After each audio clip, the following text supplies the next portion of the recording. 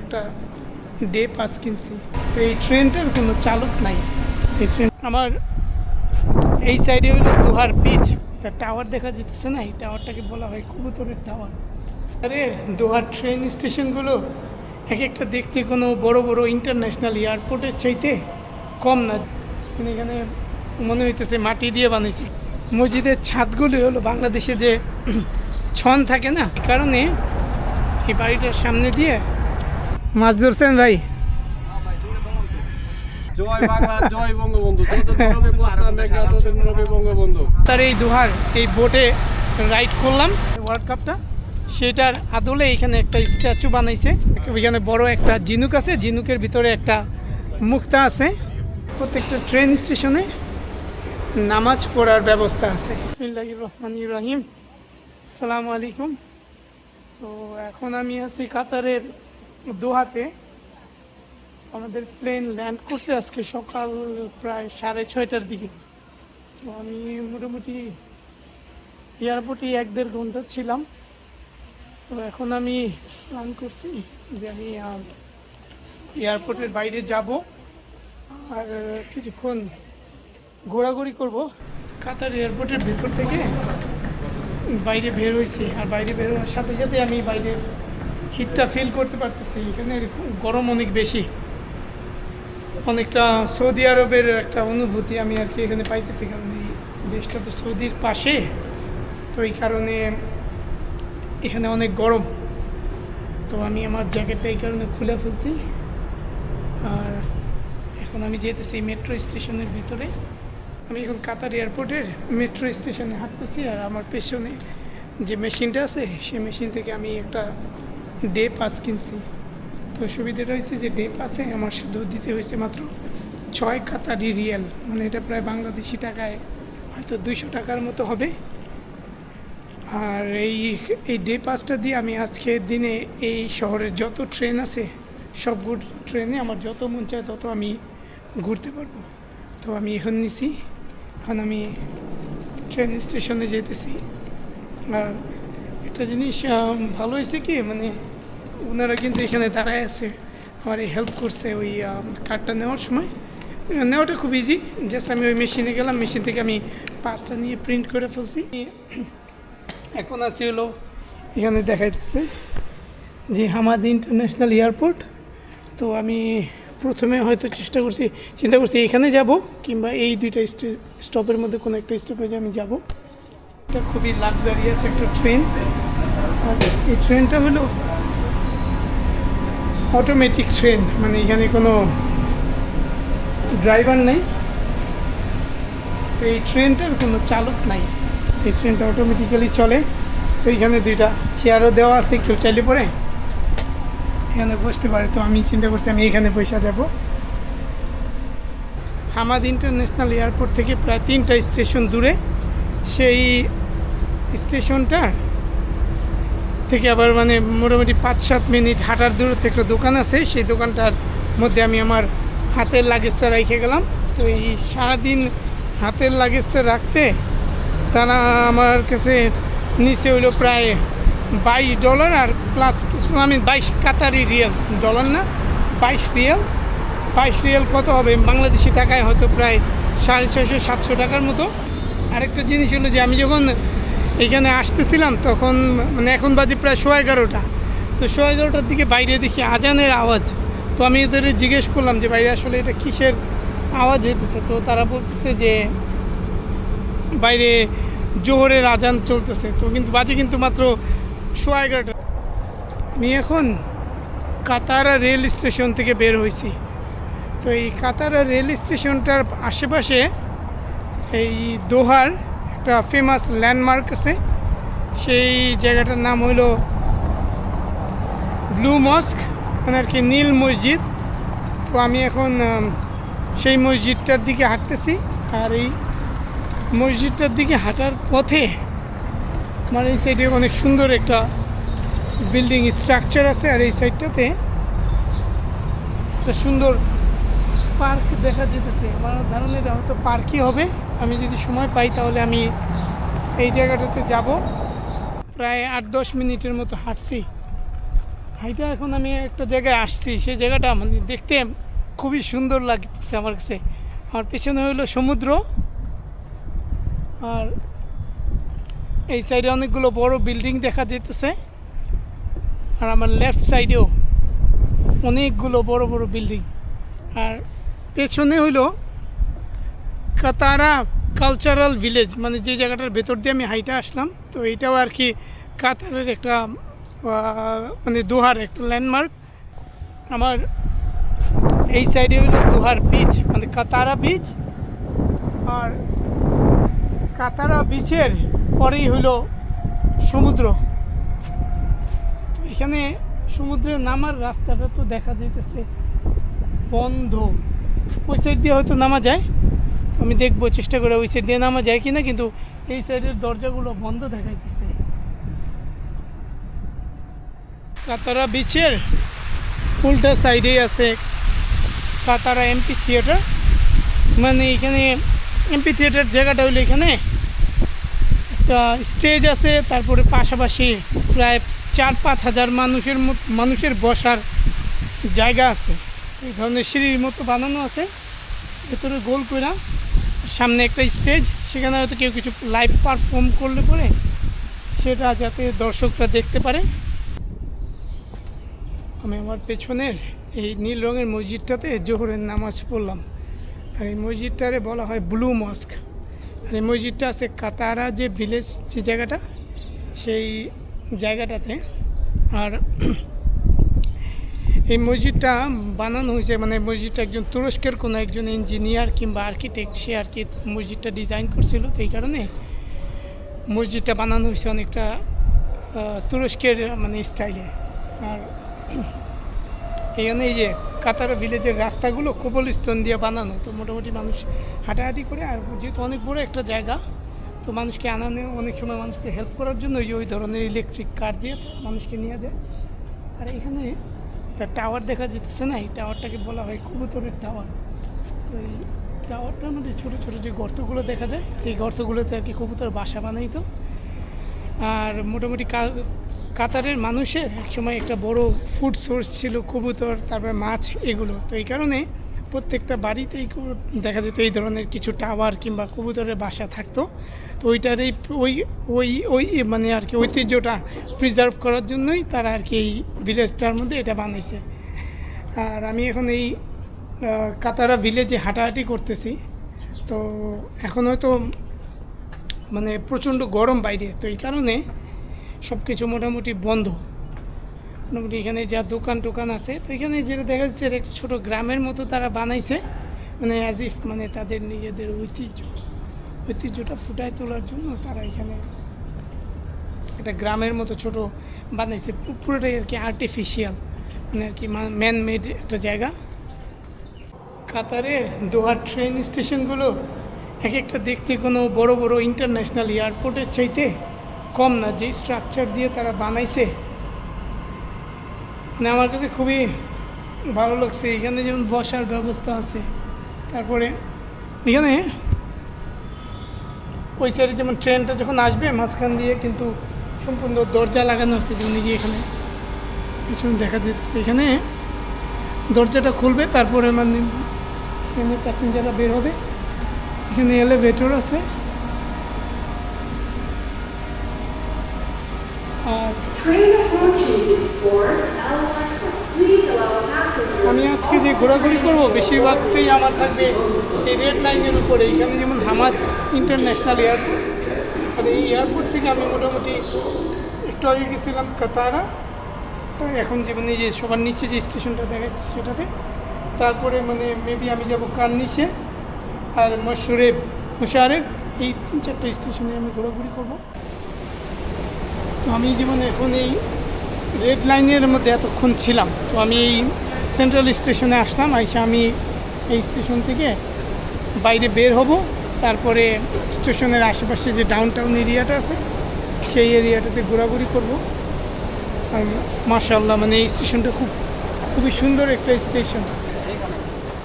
আমি এখন এই মাশারিফ যে স্টেশনটা, সেই স্টেশনের বাইরে হাঁটাহাঁটি করতেছি। আর আমি বাইরে আজান শুনতে পাইতেছি, আসরের আজান। তো এখন বাজে মাত্র দুপুর 2:30। দুপুর 2:30 আসরের আজান দিতেছে। আর এটা একটু আমার কাছে আসলে অবাকই লাগছে। আর জোহরের আজানটা হয়ে এলো 11:30 বাজে। এখানে বাইরে প্রচণ্ড রোদ, আর কি মানুষের মাথা খারাপ করে দেওয়ার মতো রোদ। মাশারিফ যে স্টেশনটা আছে, সেই স্টেশনটার একটা স্টেশন পরে সুক ওয়াকিফ নামে আরেকটা স্টেশন আছে। সেই স্টেশনটা থেকে বের হয়েছি। তো স্টেশন থেকে বের হওয়ার সময় আমার প্রায় অনেকক্ষণ হাঁটা লাগছে একটা টানেলের ভেতর দিয়া। তারপরে শেষে টানেলটা আইসা আমি যে সাইনগুলো ফলো করছি, সাইন ফলো করতে করতে আমি এখন এই জায়গাটাতে আসছি। তো এই জায়গাটাতে সুক শব্দের অর্থ আমি যতটুকু জানি আরবিতে, মানে এটার অর্থ হলো মার্কেট। আর এই জায়গাটাতে একটা মার্কেট আছে। তো মার্কেটটা আর কি তারা আজকে থেকে হয়তো কয়েক শত বছর আগে এই দেশের মার্কেটগুলো, মানে আর কি কাতারের মার্কেটগুলো যেরকম থাকতো সেই রকম আর কি বানানোর চেষ্টা করছে কিংবা বানাইছে। এগুলো এই আমার আশেপাশের বিল্ডিংগুলো ওই রকমই দেখা যায়, মানে আজকে থেকে কয়েক শত বছর আগে যে ধরনের বিল্ডিং ছিল ওই ধরনের একটা স্ট্রাকচার তারা বানাইছে। কিন্তু এখানে মনে হইতেছে মাটি দিয়ে বানাইছে, কিন্তু এগুলো কিন্তু আসলে এখানে আজকে অনেকটা আর্টিফিশিয়ালি অনেক কিছু তারা এখানে করছে। তো মোটামুটি 1 তলা কি 2 তলা করে এখানের মার্কেটগুলো। আর আশেপাশে অনেক গিফট সুভেনিয়ার্সের দোকান আছে, অনেক রেস্টুরেন্ট আছে। তো আর রাস্তাগুলো হইলো কোবল স্টোন, মানে আর কি নর্মাল যে পাথর, সে পাথরের রাস্তা। সুক ইয়াকিফ যে জায়গাটা, মানে এই বাজারটা, এই বাজারের ভেতরে ঘোরাঘুরি করতে করতে বাজারের আশেপাশে 4টা মসজিদ পাইছি চারদিকে। তো তার মধ্যে একটা মসজিদে আমি আইসা আসর নামাজটা পড়ছি। তো এই মসজিদের একটা জিনিস আমার খুব ভালো লাগছে, সেটা হলো যে মসজিদের ছাদগুলি হলো বাংলাদেশে যে ছন থাকে না, আমরা গ্রামের দেশে যেভাবে বাড়ির ছাদগুলি বানাই সেরকম আর কি ছন দিয়ে ছাদটা বানানো আছে। হয়তো মানে অন্য কোনো কিছু আছে, কিন্তু জাস্ট এটা যেহেতু মানে হইতে পারে সুক ইয়াকিফের পাশে, তো এই কারণে, কিংবা হইতে পারে তারা হয়তো অনেক আগের বিল্ডিংটাই রাখছে, তো মানে এই স্ট্রাকচারটাই কিপ করছে। তো এই কারণে ওটা ছাদটা হলো ছনের। আর যে লাইটের সুইচগুলো ছিল, সে সুইচগুলো ছিল অনেক আগেকার দিনে আমরা বাংলাদেশে যেটা ইউজ করতাম না, ছোটো ছোটো কালো রঙের কিংবা সাদা রঙের টিপ দিয়ে উঠায় নামায়, ওই ধরনের সুইচ। তো এইখানে যেমন এই মসজিদটাতে আমি নামাজ পড়লাম। আর এই সাইডে হলো সুক ইয়াকিফ মার্কেটটা। তো আমি মার্কেটের পাশে সামনে ভেতরে যে হাঁটার জায়গাটা আছে, সেই হাঁটার জায়গা দিয়ে হাঁটাহাঁটি করতেছি। আর ঠিক 2 মিনিট পরে ওই সাইডে আরেকটা বড় মসজিদের মিনার দেখা যেতেছে। তো ওইখানে আরেকটা মসজিদ আছে। তারপর আমি যখন মার্কেটের ভেতরে হাঁটাহাঁটি করতেছিলাম, ওইখানে আমি কয়েকটা মসজিদ দেখছি। তো এই মুসলমান দেশে আর কি মোটামুটি ঘোরাঘুরি করলে পরে এই একটা সুবিধা যে নামাজ পড়ার সময়, নামাজের ওয়াক্তের সময় নামাজ পড়ার জন্য খুব একটা চিন্তা করতে হয় না, যে আমি নিশ্চয়ই কোনো না কোনো জায়গায় তো মসজিদ একটা আশেপাশে আমার মানে আমি পাবই। তো এখানে আবার এই মার্কেটের বাইরে এই ধরনের কতগুলো ছোটো ছোটো চেয়ার আছে। আমি ওই সাইডটাতে বাইরেও এরকম চেয়ার দেখছি। তারপরে এখানে এরা কিছু একটা সাজাইতেছে। আমার ধারণা এটা হয়তো মানে আফটারনুন, বিকালের পরে সন্ধ্যার দিকে তারা এখানে রাস্তার মধ্যে কিছু পসরা সাজায় বসবে, এরকম কিছু একটা। দেখি আমি যদি সময় পাই তাহলে আমি হয়তো সন্ধ্যার পরে আবার আসবো এখানে এই মার্কেটটাতে ইনশাল্লাহ। তবে কিন্তু এই মার্কেটটাতে আমি যেটা দেখছি সেটা হলো যে এই মার্কেটের জিনিসপত্রের দাম তুলনামূলকভাবে অনেক বেশি। তো আমার কাছে আর কি এটা পছন্দ হয়নি। এটা আর কি একটা ট্যুরিস্ট প্লেসই মনে হয়েছে যে এই মার্কেটের ভেতরে যারা কেনাকাটি করে তারা সাধারণত তারা হইতে পারে যে ট্যুরিস্টরাই আসে। এখানে আমি একটা মসজিদের সামনে আসছি। মসজিদটা হলো সবুজ গম্বুজ আর অনেক সুন্দর একটা মিনার আছে। আর অ্যাট দ্য সেম টাইম আমি যখন এখানে আসছি তখন এখানে আমি দেখতেছি ওনারা কিছু উট নিয়ে আসছে। আমার পেছনের এই বাড়িটা মোস্ট প্রবলি সরকারি কোনো স্পেশাল বাড়ি, তো এই কারণে এই বাড়িটার সামনে দিয়ে কন্টিনিউয়াসলি এরকম ক্যামল নিয়ে তারা আর কি মানে উট নিয়ে তারা চক্কর দিতেছে। দোয়া শহরের কার্নিশ, মানে কার্নিশ মানে হলো যেটা সমুদ্রের পাড়ের যে জায়গাটা সেটারে বলা হয় কার্নিশ। তো এই জায়গাটাতে খুব সুন্দর বসার জায়গা আছে, মানে ওয়াল, তো ওয়ালের উপরেই বসা যায়। অনেকে আবার ওইখানে দেখতেছি মাছ ধরতেছে। তারপর এখানে কিছু বোট আছে, মানে নৌকা। তো আজকে থেকে অনেক বছর আগে কাতারে দোহাতে, মানে আর কি কাতারে তেল পাওয়ার আগে কাতার কিন্তু একটা সময় মাছ মানে তারা আহরণ করতো, এটা ছিল তাদের জীবিকা নির্বাহের একটা অন্যতম উৎস।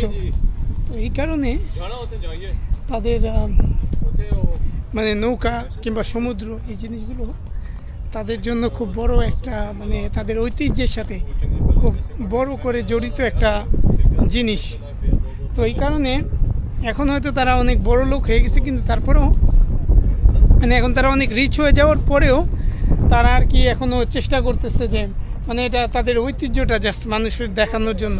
তো এখানে নৌকাগুলো আছে, তো এই নৌকাগুলোতে আমি যতটুকু জানি মানুষ চাইলে পরে নৌকা করে মানুষ এই সমুদ্রে ঘুরতে পারে। এইখানে একজন ভাই মাছ ধরছে। মাছ ধরছেন ভাই? দুইটা ধরছেন। এগুলো কি মানে কি খাইবেন নাকি? এটা কি খাওয়াই না মাছ না নাকি এমনি শখে ধরছেন? পরে নিয়ে বাসায় নিয়ে বাঁচবেন? মাশাআল্লাহ, ভালো। কি নাম এই মাছগুলি? সাগরের মাছ। রেগুলার মানে মাছ পাওয়া যায় এখানে মোটামুটি এমনি ধরলে পরে? মাশাআল্লাহ, ভালো। কি নাম আপনাকে ভাই? নাইম। আপনারা এইখানে আছেন কত বছর? মাশাআল্লাহ, মাশাআল্লাহ। আপনারা এখানে সুতা দিয়ে এই মাছ ধরতেছেন? সুতা দিয়ে মাশাআল্লাহ, ভালো মাছ পাইছেন। হ্যাঁ, না না, আমি একটা মানে মোটামুটি নতুন আর কি, আমার ইউটিউব চ্যানেল আমি আর কি খুঁজছি 2-3 মাস আগে এরকম। তো আমি আর কি এই ঘুরলে যেখানে ঘুরতে টুরতে যাই ওইখানে আর কি আমি কিছু ভিডিও করি। আপনারা কি আজকে আপনাকে ছুটি এই কারণে শখে মাছ ধরতেছেন? মাশাআল্লাহ, ভালো ভালো ভালো। ধরেন তেলে ভাই। হ্যাঁ, ঠিক আছে ভাই, ভালো থাকেন। কি খবর ভাই? ভালো আছেন? আপনারাও মাছ ধরতে এসেছেন? আপনারা তো বড়শি টর্শি নিয়ে একেবারে রেডি। মাশাআল্লাহ, ভালো। তো এই কাতারে কিন্তু সৌদি আরবের মতো, কাতার আর সৌদি আরব দুইটা হইলে একেবারে পাশাপাশি দেশ। তো এই কারণে কাতারে প্রচুর সৌদি আরবের মতোই প্রচুর বাংলাদেশি আছে। তো আমি যেখানেই গেছি দোকানপাট মার্কেট যেই জায়গাতেই গেছি ওইখানেই আর কি আমি দেখছি যে বাংলাদেশিরা কথা বলতেছে। তো এখানে এই কার্নিশে এই সাইডে কিন্তু একটা সাইকেল চালানোর রাস্তা আছে। তো সাইকেল চালানোর জন্য মানে মেনলি কেউ চাইলে জগিং করতে পারে। তো আমরা যখন সৌদি আরবে জেদ্দাতে গেছিলাম, জেদ্দাতেও মোটামুটি কার্নিশের পাশে এই একই রকম রাস্তা একটা ছিল। তারপরে টরন্টোতে, মন্ট্রিয়ালে আর ইউরোপের অনেকগুলো শহরে আমি আর কি দেখছি যে যেখানে তাদের লেক কিংবা নদী আছে তার পাশে তারা এই ধরনের একটা মানে কার্নিশ কিংবা যে বেরিবাদ টাইপের কিছু থাকে তো সেটার উপরে এইরকম আর কি হাঁটার রাস্তা বানায় ওই শহরের মানুষদের জন্য। জয় বাংলা, জয় বঙ্গবন্ধু। বঙ্গবন্ধু। হ্যাঁ, বঙ্গবন্ধুর কোনো মরণ নাই।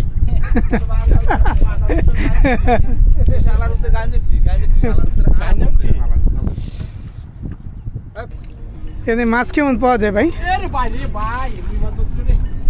বড় বড় কোনো মাছ টাছ পাইছেন কোন সময় নাকি এই ছোট ছোট মাছই ধরেন? ও এগুলি দেখি দেখি মাছগুলি। এই মাছগুলি কয় ঘন্টা লাগাই ধরছেন? ঘন্টা 2 ঘন্টা। মাশাআল্লাহ, অনেকগুলি মাছ ধরছেন তো। আজকে তো মাছ ধরতেছে না আজকে মাছ ধরতেছে না হ্যাঁ, আমি আমার পেছনের এই মসজিদটাতে মাগরিব নামাজ শেষ করছি কইরা এখন আমি বের হইছি। তো এই মসজিদটা হলো একটা মসজিদ প্লাস একটা লাইব্রেরি। তো এখন বাজে মাত্র 5টা, কিন্তু অলরেডি মাগরিবের নামাজ শেষ হয়ে গেছে। এই সুক ওয়াকিফ, এই জায়গাটা দিনের বেলা ছিল অনেক নির্জন, তেমন মানুষজন ছিল না, কারণ অনেক বেশি গরম ছিল এই কারণে। কিন্তু এখন সন্ধ্যার পরে যখন গরমটা কমে গেছে তখন এখানে মানুষের সংখ্যা অনেক বাইরে গেছে। মানে আমার দুই সাইডেই যে রেস্টুরেন্টগুলো আছে সেগুলোতে মানুষ অনেক দেখা যাইতেছে। তো আমি কাতার এই দোহার এই বোটে রাইড করলাম। তো এমনিতে ওরা চাইছিল 30 টাকা, কিন্তু আমি দামাদামি করে 20 টাকা নিছি। তো আধা ঘন্টা আর কি ওরা আমাদেরকে বোটে ঘুরাইছে। আমি প্রায় আধা ঘন্টার মতো এই কার্নিশ ধরে হাঁটলাম, আরও অনেকটুকু জায়গা হাঁটার আছে। তো কন্টিনিউয়াসলি আমি আরও অনেকক্ষণ হাঁটতে পারবো এই কার্নিশ দিয়ে। তো কার্নিশ দিয়ে এই পাশে বোটগুলো দেখা যেতেছে, লাইট দিয়ে জ্বালায় রাখছে। তো এই বোটগুলোতে সাধারণত 10 রিয়াল করে নেয় এক একজন মানুষকে। আর যদি কেউ 20 মিনিট যেতে চায় তাহলে আমি যতটুকু জানি যে 20 রিয়াল, আর 30 মিনিট মনে হয় 30 রিয়াল। তো মোটামুটি আমার মতে 10 রিয়ালেরটা ঘুরলে পরেও খারাপ না, কারণ 10 রিয়ালেরটাও মোটামুটি আর কি সমুদ্রের মাঝামাঝি দিয়েই ঘুরাই নিয়ে আসে। দোহার সমুদ্রের সামনে কার্নিশ ধরে হাঁটলে পরে এই একটা জায়গায় আসা যায়, যেটা হলো আমার পেছনে আছে ফিফা ওয়ার্ল্ড কাপ 2002-এর যে বিশ্বকাপটা আছে, ওয়ার্ল্ড কাপটা, সেটার আদলে এখানে একটা স্ট্যাচু বানাইছে।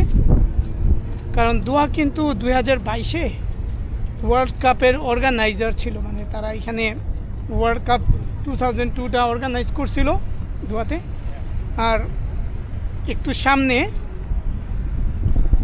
এই জায়গাটাতে একটা সাইন আছে, যে সাইনটাতে লেখা আছে ফিফা ওয়ার্ল্ড কাপ কাতার 2022। সো ফিফা ওয়ার্ল্ড কাপ কাতার 2022 এটা আর কি ওই বিশ্বকাপের সময় এখানে তারা বানাইছে। আর একই সাথে এখানে আছে বিশ্বকাপটা। আর এই জায়গা থেকে এখন হয়তো আমার ক্যামেরাতে রাত্রতে ওই কারণে ভালো করে বুঝে যেতেছে না, কিন্তু আমি যেহেতু খালি চোখে দেখতেছি, খুব মারাত্মক একটা মানে ভিউ দেখা যাইতেছে। দোহার যে স্কাই লাইন আছে, বড় বড় বিল্ডিংগুলো, সেটার ভিউ দেখা যাইতেছে এখান থেকে আমার পেছনে। তো দিনের বেলা হইতে পারে মেবি ক্যামেরাতে ভালো বোঝা যেত, রাত্রে এতটা বোঝা যাইতেছে না, কিন্তু রাত্রে আমার নিজের চোখে আর কি দেখা খুব সুন্দর লাগতেছে। তো দিনের বেলা এই জায়গাটা ছিল অনেক কোয়াইট, এখানে আর কি মানুষ একেবারে কম ছিল, কিন্তু রাত্রেবেলা মনে হয় যে মানুষ সবাই বাসা থেকে বের হয়েছে। আর এই কার্নিশের মধ্যে কার্নিশ ধরে হাঁটা ধরলে পরে একটু পরপর বিভিন্ন আর কি স্পট আছে, ছবি তোলার জায়গা আছে, যারা ছবি তুলতে চায় তারা ছবি তুলতে পারে, দেখার মতো আর কি কিছু জিনিসপত্র আছে। কিন্তু যা কিছুই আছে বেশিরভাগই কিন্তু আর্টিফিশিয়াল। তো আমার এই যে লেফট সাইডে হলো সমুদ্র, আর এখান থেকে ওই সাইডের স্কাই ভিউটা দেখা যায়।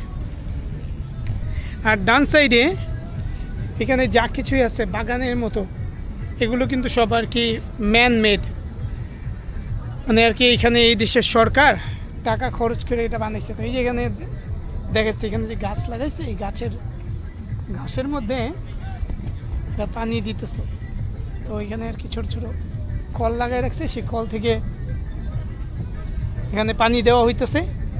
তারপরে যেমন আরও অনেক কিছুই আছে এই কার্নিশের উপরে, যেমন ওই সাইডে একটা পার্ল, মানে ওইখানে বড় একটা ঝিনুক আছে, ঝিনুকের ভিতরে একটা মুক্তা আছে। আর সেই মুক্তাটা মানে দিনের বেলা একটা ভিউ থাকে, আর রাত্রেবেলা মোটামুটি আরও সুন্দর লাগে। আবার ওইখান দিয়ে সোজা হাঁটা দিলে পরে অনেক দূর পর্যন্ত, মানে ওই দূরে পর্যন্ত আমি হাইটা গেছি। যেই জায়গাটাতে আমার ব্যাগটা রাখছিলাম তারা 9:30 10টার দিকে বন্ধ করে দেয় তাদের দোকান। তো এই কারণে আমি 10টার আগে এই জায়গায় আসবো এটা চিন্তা করছি। তো আমি প্রায় 2টা স্টেশন পার করে এই জায়গাতে আসছি। আমি আমার ব্যাগ নিয়ে আমি কিছু খাবার খাইছি। এদেশের ট্রেন স্টেশনগুলোর আরেকটা জিনিস আমার খুব ভালো লাগছে, সেটা হলো প্রত্যেকটা ট্রেন স্টেশনে এই যে এরকম সাইন দেওয়া আছে, মানে এর মানে হলো প্রত্যেকটা ট্রেন স্টেশনে নামাজ পড়ার ব্যবস্থা আছে। তো আমি এই পর্যন্ত যতগুলো ট্রেন স্টেশনে গেছি তো সেগুলো সবগুলোতে আমি নামাজ পড়ার জায়গা দেখছি। তো আমি এখন এই জায়গাটাতে নামাজ পড়তে যাব, আমি দেখাইতেছি নামাজ পড়ার জায়গাটা কেমন।